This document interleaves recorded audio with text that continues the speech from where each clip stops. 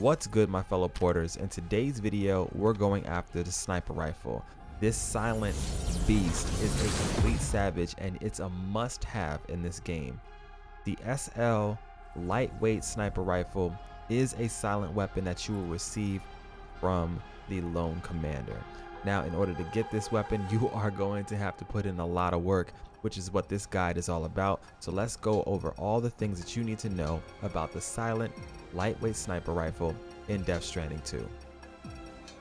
Of course, if you found this video helpful and informative, please smash that like button and consider subbing to the channel so that you don't miss out on any more tips, tricks, guides, and everything else I got coming. But let's lock in. So the stats on this thing are the following. It has incredible range, and I mean this thing can shoot for days. Of course, it's only for the anti-humans. It doesn't do anything to mechs as well as BTs, and its portability is phenomenal. It is an S-size portable object, so that means that you can put it on your shoulder, you can put it on your hip, you can put it in your back. It doesn't really matter where you put it. As long as this thing is on your body at all times, you are good to go. Okay guys, now that we're inside the VR training facility, let's go ahead and have a little bit of fun with our brand new sniper rifle. So first things first, this thing is a silent rifle. It will not make a single peep when you start blasting off in any area of the world. You can hold your breath with R1 and take clean shots with R2. And this thing is a complete beast. It is sorta semi-auto. So if you hold down R1 and start at the neck, you can kind of just keep pulling the trigger until you run out of bullets in your clip. And it's very accurate, guys. Like, this thing is going to be sniping out things as far as the eye can see. However, there is going to be a fall off. So if you're 200, 300 or 400 meters away from your target, you will have to pay attention to your crosshair and try to judge accordingly to make sure that you're taking out your target in a single shot. This facility is 114 to 113 meters, and the furthest, I think that guy all the way back there, I don't think he's 113, but we're still able to snipe him like it's nothing. Yeah, I love this thing to death. And you make sure that you're taking out a lot of enemies so that you can get that sway to almost be non-existent by upgrading your sniper rifle. But now that you've seen the sniper rifle in action, let's go ahead and learn a little bit more about it. Once again, the sniper rifle is a compact rifle. It's small, so you will be able to attach this onto your suit, on your shoulders, or on your hip if you don't have on the battle armor. And of course, it goes into your backpack without any issues. This thing is extremely compact, so it's probably one of my favorite weapons in the game just because of that, and because of its silence. It's a straight beast. Alright guys, let's go ahead and test this thing out on some human enemies. Remember, this gun is not effective against BTs or mechs. With that being said, it's probably a great idea for you to have yourself a little bit of backup when it comes to blood grenades and or smoke grenades. This is going to get you out of dodge, especially if you find yourself surrounded or if they figure out where you are for whatever reason. Yeah, this is going to save your life. Or if you just want to throw a whole bunch of smoke at their vicinity and then take them all out without anybody knowing what happened to them, that's also a great option, which we'll go ahead and do right now. With the enemy spawned in, if I go ahead and scan, I can go ahead and put a couple of shots in him. Now, the greatest thing about this weapon is it is a tranquilizer, so a couple of shots at your enemy is all you really need. I'll go ahead and put my pack down, and just in case he starts to see me, I'll be ready to run. It takes about, I'd say, 12 to 15 seconds for it to kick in, but there you go. It will eventually kick in and knock out your enemy, no problem. Now, you will have to walk up and kick them if you want to take them completely out, but yeah, after that, you're pretty much good to go. All you need is about 1 to 2 shots. 2 shots is usually going to knock them out unless they're an elephant, and 1 shot, yeah, in 15 seconds is more than enough to take them out anyway. Now, if you get a headshot, it's instant, so let's go ahead and do that.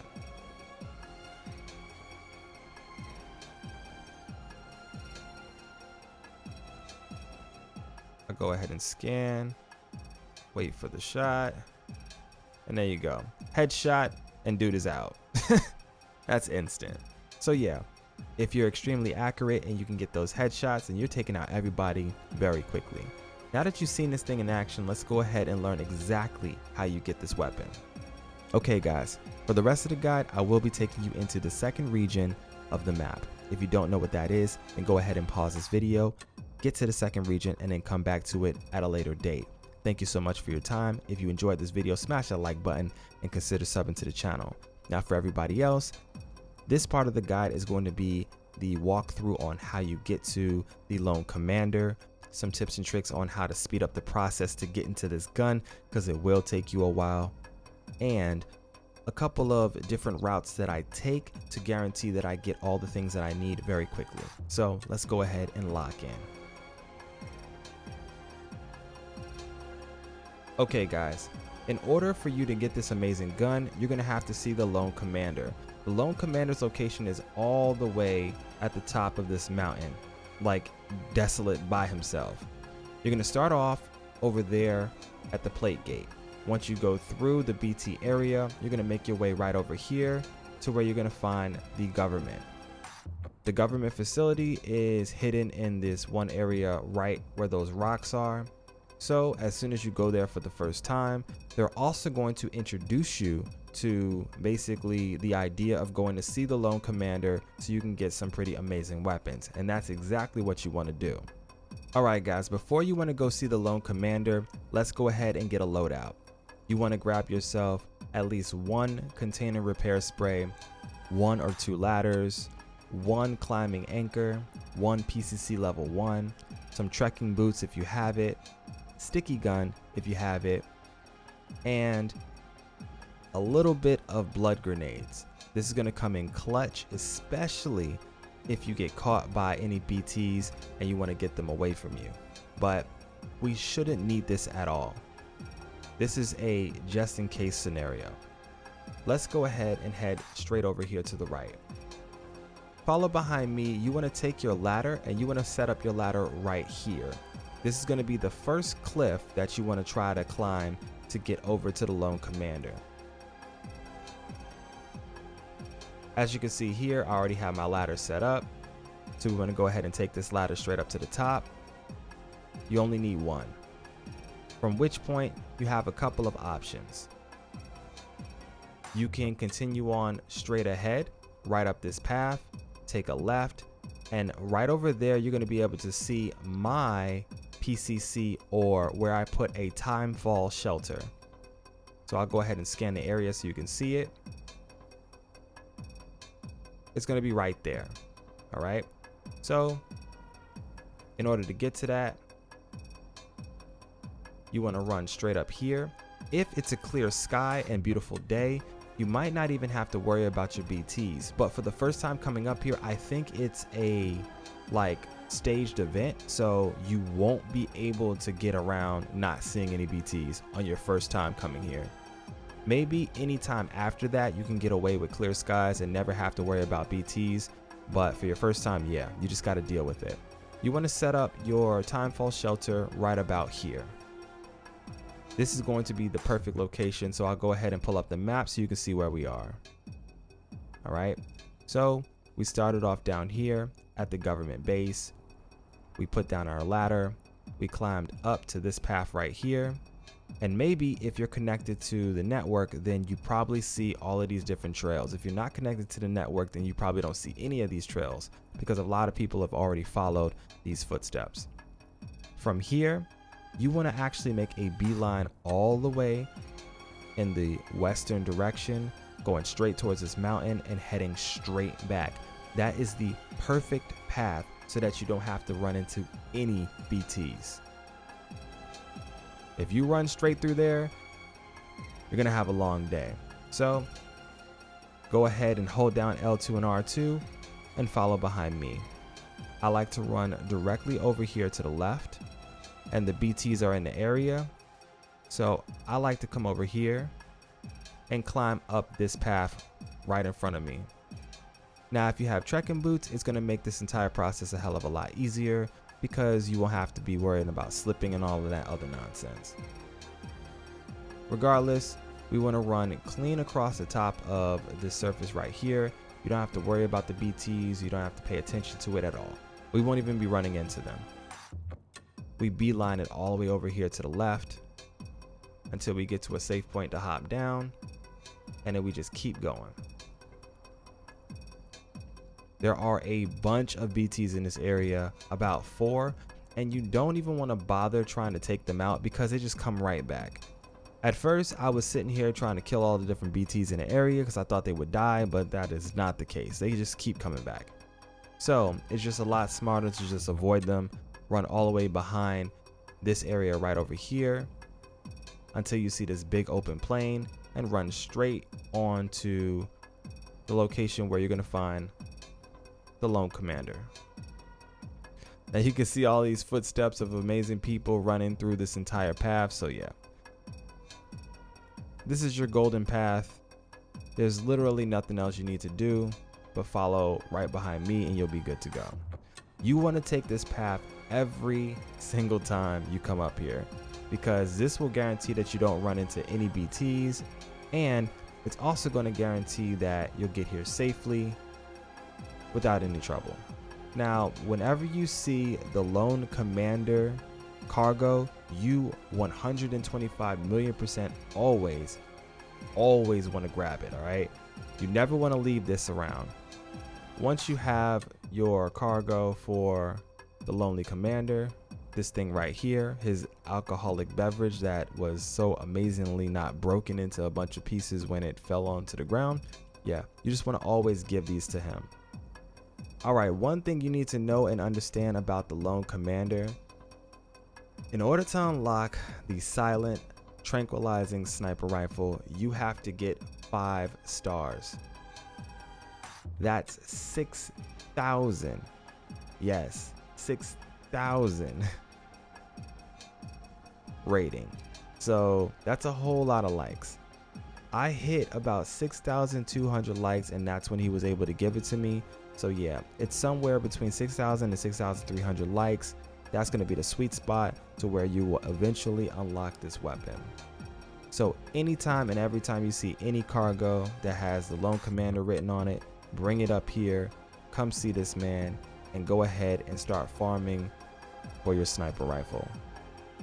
Now, when you first come here and talk to this guy, he does not join the network. He asks you to go ahead and do a secondary mission for him, which is going to have you going behind this building into an even more dangerous area, which also has BTs.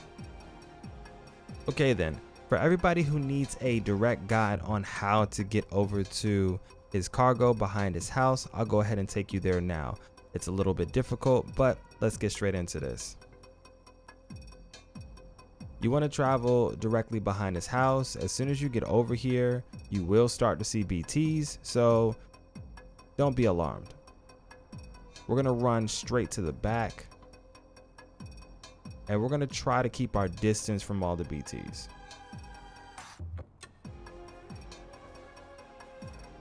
Now I'll go ahead and show you our route on the map. You want to run as close to the edge as possible, and then you want to make it to about right here. You're going to put down a ladder, go across, and put down an anchor and go down and grab the cargo. Now if you have the sticky gun, you don't even have to go down there. You can just shoot it, grab it, and get out. The BTs are going to be right over to our right, and they're going to be extremely close. So yeah, let's just be careful. Now that the BTs are out, I'll go ahead and hold L2 R2 and we'll make our way across these cliff tops. Now the BTs will get extremely close, so just be ready for that. As you can see just in front of me, we should be pulling up on my ladder, and we're also getting very close to this BT. So I'll try to be as careful as possible. Now, to be honest with you, it might not be a bad idea to just go ahead and take this guy out. But if you don't want to do that, just head right back here and climb up the back part of the mountain. But be careful because this dude is looking for you.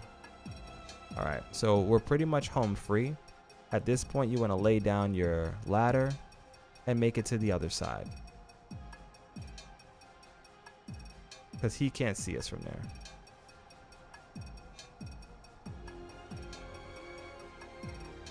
Make your way across and head straight over here to where you see my anchor. Now in this area as well, there is another BT. So from here, I think it's a great idea to go ahead and pull out your sticky gun, walk over to the edge, look just down there, and you should see the cargo. Shoot the cargo, grab it, and get the hell out. As you can see, there's a BT that's just chilling right next to it. So yeah, it's a lot easier to go ahead and shoot the cargo with a sticky gun and not even try to go down there. I didn't have my sticky gun the first time, so I had to go down there and get it, and I didn't get caught, but yeah, it is kind of dangerous.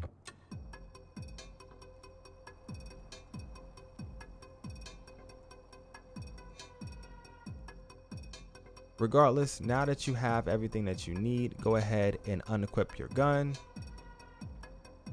and make your way back over to our friend. Alright guys, to wrap up this video, now that you made your way back, I'm going to teach you exactly how to leave this place without any issues.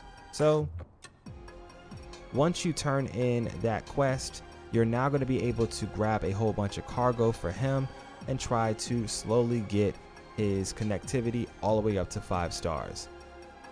You're going to need 5 stars in order to get the Silent Rifle, so yeah, we got to get to work.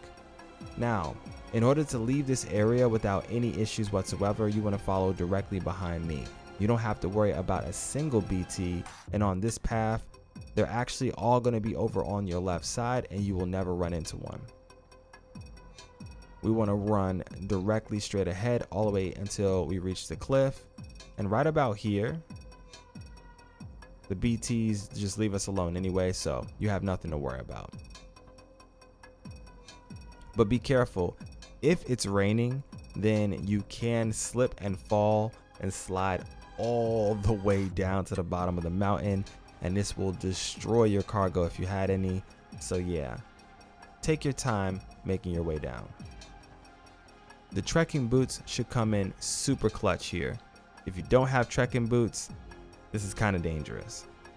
But yeah, once you get to this point, you want to go ahead and make your way all the way down to the bottom of the mountain, and you want to start farming for cargo. If you like what I do here on the channel, make sure you smash the like button and consider subbing so that you don't miss out on any more tips, tricks, guides, and everything else you need for Death Stranding 2.